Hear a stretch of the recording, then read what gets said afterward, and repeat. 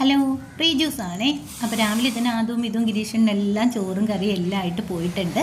അത് കഴിഞ്ഞ് എനിക്കുള്ള കാപ്പിയൊക്കെ ഞാൻ ഉണ്ടാക്കി കഴിച്ച് അപ്പോഴാണ് ഓർത്തത് നല്ല വെയിൽ കാണുന്നുണ്ട്, മുളക് മുകളിൽ എടുത്തിടണം എന്ന്. ഇവിടെ മുളക് തീർന്നിട്ട് 2 ദിവസമായി. മഴ കാരണം വെയിലത്തിടാൻ പറ്റിയില്ല.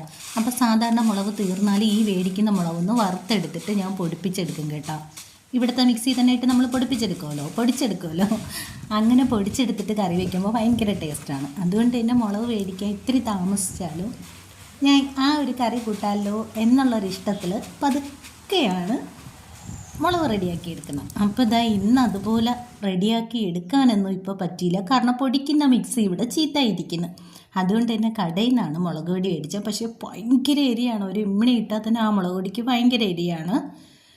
അതുകൊണ്ട് ഞാൻ പെട്ടെന്ന് തന്നെ ഇത് ഉണക്കിയെടുക്കാൻ നോക്കി. കാരണം നന്നായിട്ട് പരത്തിയിടുമ്പോൾ പെട്ടെന്ന് ഒരു 2-3 ദിവസം കൊണ്ട് ഉണങ്ങി കിട്ടും.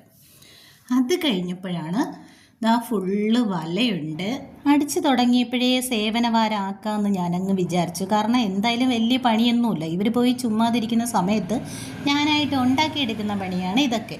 പക്ഷേ തുടങ്ങി വെച്ചാലോ ഒരു വിധത്തിൽ തീരത്തില്ല. സമയം പോകുമല്ലോ എന്ന് വിചാരിച്ചിട്ട് ആദ്യം ഒത്തിരി തുടങ്ങുന്നതായിരിക്കും. പെട്ടെന്ന് ഇത്രമാത്രം ചെയ്തങ്ങ് തീർക്കാം എന്ന വിശ്വാസത്തിലാണ് തുടങ്ങുന്നത്. പക്ഷേ തുടങ്ങിയാൽ അവിടെയും ചെയ്ത് ഇവിടെയും ചെയ്ത് മറ്റതും ചെയ്ത് അടുത്തതും ചെയ്ത് അങ്ങനെ എല്ലാം അങ്ങ് ചെയ്യേക്കാവും. സമയം പോകണത് അറിയത്തില്ല. അപ്പോൾ അങ്ങനെ ഒരു ദിവസമായിപ്പോയി ഇന്ന്. വലയെല്ലാം അടിച്ച് തൂത്ത് വൃത്തിയാക്കിയതിന് ശേഷം അടുത്ത ട്രിപ്പ് പാചകത്തിലോട്ട് കിടക്കാമെന്ന് വിചാരിച്ച് മീനെല്ലാം മേടിച്ചത് ഇരിക്കുന്നു. അത് കറി വെക്കണം, കുറച്ചെടുത്ത് പൊരിക്കണം, അങ്ങനെ കുറച്ച് പണികളുണ്ട്. ഇനി അവരൊക്കെ ചോറും കറിയും കൊണ്ടുപോയാലും പിന്നെ അവർ വരുമ്പോൾ രാത്രി കഴിക്കാനുള്ളതും എനിക്ക് ഉച്ചയ്ക്ക് കഴിക്കാനുള്ളതും എല്ലാവർക്കും റെഡിയാക്കേണ്ടി വരുമേ. അപ്പോൾ എന്തായാലും വൃത്തിയാക്കി തുടങ്ങിയപ്പോൾ ഇത്രയും താമസിക്കുമെന്നൊന്നും ഞാൻ അറിഞ്ഞില്ല. സംഭവം ഒരുപാട് ഉച്ച 2-3 മണിയായി തീർന്നപ്പോൾ. ഇങ്ങനെ വരുമ്പോൾ ഏറ്റവും വലിയ പ്രശ്നം എന്താണെന്നറിയോ? ഒരു 1:30-2 മണിയാണ് ഞാൻ ചോറ് കഴിക്കുന്ന സമയം. ഈ സമയത്ത് ഇന്ന് 2 മണി കഴിഞ്ഞ് 3 മണിയൊക്കെ ആയിപ്പോവുകയാണെങ്കിൽ എനിക്ക് ഈ ഗ്യാസിൻ്റെ ഒരു ചെറിയ പ്രോബ്ലം ഉണ്ട്. അപ്പോഴത്തേക്ക് ആഹാരം കഴിക്കാൻ താമസിച്ചാൽ ഗ്യാസ് കയറും. മിക്കപ്പോഴും അങ്ങനെ വന്നിട്ട് ഭയങ്കര തലവേദനയായിട്ട് മാറും. അപ്പോൾ സംഭവം എന്തായാലും കുറച്ചൊക്കെ തൂത്തുവാരി വൃത്തിയാക്കി കഴിഞ്ഞിട്ട് ഞാൻ അടുക്കളയിലോട്ട് കയറി മീനെല്ലാം പുരട്ടിയങ്ങ് പൊരിക്കാനായിട്ട് മാറ്റി വെച്ചിട്ടുണ്ട്.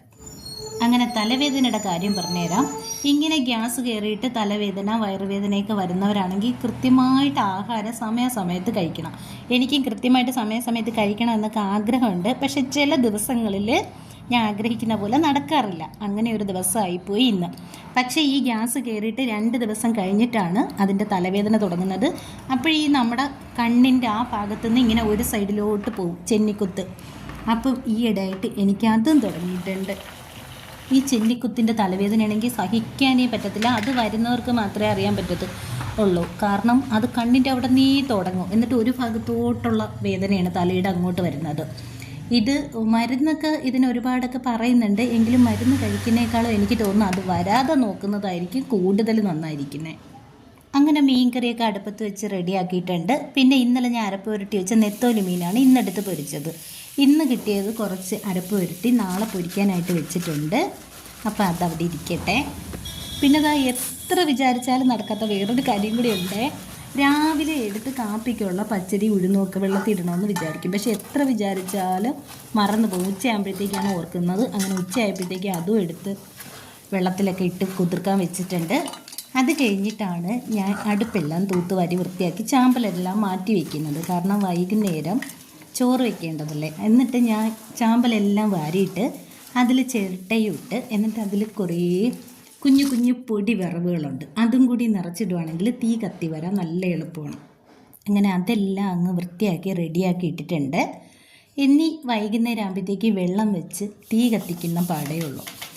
ഇനി കുറേ പാത്രങ്ങൾ, ഇതാണ് ഒട്ടും സഹിക്കാൻ പറ്റാത്തത്. വേവിക്കുന്നതിൻ്റെ ഇരട്ടി പാത്രം ഈ അടുക്കള എങ്ങനെ വരുന്നതെന്ന് എനിക്കറിയത്തില്ല. രാവിലെ ഒരു ട്രിപ്പ് തേച്ച് കറക്കി വെച്ചാലും ഒരു 10 മണിയാകുമ്പോൾ വീണ്ടും കാണും. അത് കഴിയുമ്പോൾ വീണ്ടും ഒരു 1-2 മണിയാകുമ്പോൾ നമ്മൾ ജോലി ഒതുങ്ങുന്ന ആ ഒരു സമയത്ത് വീണ്ടും കാണും. പിന്നെ വൈകുന്നേരവും വീണ്ടും കാണും. പിന്നെ രാത്രിയും പിന്നും കാണും. എല്ലാ വീട്ടമ്മമാരുടെ അവസ്ഥ ഇത് തന്നെയാണെന്നാണ് തോന്നുന്നത്. പിന്നെ നമ്മുടെ സിങ്കിൻ്റെ ഇവിടുത്തെ പൈപ്പ് നിങ്ങൾ കണ്ട പ്ലാസ്റ്റിക്കിൻ്റെയാണ് ഇപ്പം മേടിച്ച് വെച്ചത്. ഇവിടെ ഓരോ ആഴ്ചയും അടുക്കളയിൽ ഓരോ ഉപകരണങ്ങൾ ഇങ്ങനെ ചീത്തയായിക്കൊണ്ടിരിക്കും കേട്ടോ.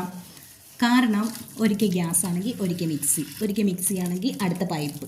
അങ്ങനെ നമ്മുടെ ഇവിടുത്തെ പൈപ്പ് സ്റ്റീലിൻ്റെയും അങ്ങനെ അലുമിനിയത്തിൻ്റെ എന്താ പൈപ്പല്ലേ ഇങ്ങനെ വെക്കുന്ന വളഞ്ഞ പൈപ്പ്, ആ പൈപ്പ് ചീത്തയായിപ്പോയി കേട്ടോ, കുറേ നാളുകൊണ്ട് ലീക്ക്. അങ്ങനെ ഇപ്പോൾ മാറ്റി വെച്ചപ്പോൾ പ്ലാസ്റ്റിക്കാണ് ഗിരീഷനെ മേടിച്ചുകൊണ്ട് വന്ന് വെച്ചത്. അണ്ണൻ തന്നെ ഫിറ്റ് ചെയ്ത് വെച്ച് കേട്ടോ. അങ്ങനെ അടുക്കള ജോലി ഒതുങ്ങിയപ്പോൾ ഞാൻ വിചാരിച്ചു എന്തായാലും നമ്മുടെ ബേക്ക് മിറ്റോ എല്ലാം അങ്ങ് തൂത്തുവാരി വൃത്തിയാക്കാം. ഇനി അതിന് വൈകുന്നേരം നോക്കിയിരിക്കേണ്ട കാര്യമില്ല. അപ്പം അതൊക്കെ അങ്ങ് തീ ഇട്ടാൽ എവിടെയെങ്കിലും ചെന്ന് കാലുമുഖമൊക്കെ കഴുകിയിട്ടിരുന്ന് ഒന്ന് ആഹാരം കഴിക്കാൻ വല്ലാത്തൊരു സുഖമാണ്. പിന്നെ അത് മാത്രമല്ല, ഓണായിട്ട് ഇത്തവണ നേരത്തെ വന്നിട്ടുണ്ട് നമ്മുടെ മുനിസിപ്പാലിറ്റിയിൽ നിന്ന് ഹരിതകർമ്മസേനയുടെ ആൾക്കാർ വേസ്റ്റ് എടുക്കാനായിട്ട്. അപ്പോൾ അതും കെട്ടിപ്പൊതിഞ്ഞ് റെഡിയാക്കി ഇവിടോട്ട് വെക്കണം. സാധാരണ അവർ ഓരോ മാസത്തിൻ്റെ അവസാന ദിവസമാണ് വരുന്നത്, അവസാനത്തെ ഒരാഴ്ച. ബസ് ഹോണേൻ്റെ ഹോണാണ് കേൾക്കുന്നത്. പിന്നെ ഇപ്പോൾ ഒരു 2-3 മാസം കൊണ്ട് അവർ ഓരോ മാസത്തിൻ്റെ ആദ്യത്തെ ആഴ്ചയൊക്കെ കഴിയുമ്പോൾ തന്നെ വരും. ഒരു 10-ാം തീയതി 8, 10, 12 ഡേറ്റൊക്കെ ആകുമ്പോഴത്തേക്കാണ് വരുന്നത്. അപ്പോൾ അതുകൊണ്ട് ഇത്തവണ അവർ ആദ്യത്തെ ഒരാഴ്ച കഴിഞ്ഞപ്പോൾ തന്നെ വന്നിട്ടുണ്ടായിരുന്നു, എടുത്തു വയ്ക്കാൻ പറഞ്ഞു. അപ്പോൾ അടുത്ത മാസം ഇനി അവർ ഓണായിട്ട് വരത്തില്ല, ഇനി അടുത്ത ഒക്ടോബറിലേ വരുള്ളൂ. അപ്പോൾ ഇനി ഇതെല്ലാം തൂത്തുവാരി വൃത്തിയാക്കി തീയെല്ലാം ഇട്ടതിന് ശേഷം വേണം നമുക്ക് പ്ലാസ്റ്റിക് ഇവിടെയുള്ള വേസ്റ്റുകളെല്ലാം ചാക്കിൽ കെട്ടിപ്പൊതിഞ്ഞ് അവർക്ക് കൊണ്ടുപോകാനായിട്ട്. ഇവിടെ ഈ റോഡിൻ്റെ ഭാഗത്ത് ഈ വാഴയുടെ അടുത്തോട്ട് ഞാൻ വയ്ക്കും. അപ്പോൾ അവരുടെ വണ്ടി ഈ റോഡിൻ്റെ സൈഡിൽ കൂടി പോകുമ്പോൾ അങ്ങ് എടുത്തുകൊണ്ട് പോവേ. നമ്മളിവിടെ മുനിസിപ്പാലിറ്റി ആയതുകൊണ്ട് തന്നെ മാസത്തിൽ 100 രൂപയാണ് അടയ്ക്കേണ്ടത്. പക്ഷേ ഇപ്പോൾ ഒരു 2 മാസമായിട്ട് അത് കുറച്ചിട്ടുണ്ട്, 70 രൂപ ആക്കിയിട്ടുണ്ട്. അതുപോലെ തന്നെ ഇപ്പോൾ കുറച്ച് മാസങ്ങളായിട്ട് ഈ വേസ്റ്റ് പറക്കി വയ്ക്കാനുള്ള ചാക്ക് അവർ തന്നെ തരും കേട്ടോ.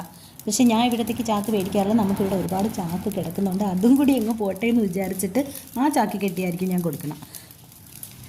അങ്ങനെ ഇന്ന് മൊത്തം സേവനവാരമായതുകൊണ്ട് തന്നെ ഇതെല്ലാം കെട്ടിപ്പറക്കി ഇവിടെ വെച്ചതിന് ശേഷം നമുക്ക് പോയി ഇത്തിരി ഒന്ന് കുളിച്ച് വൃത്തിയായി ചോറൊക്കെ കഴിക്കാം.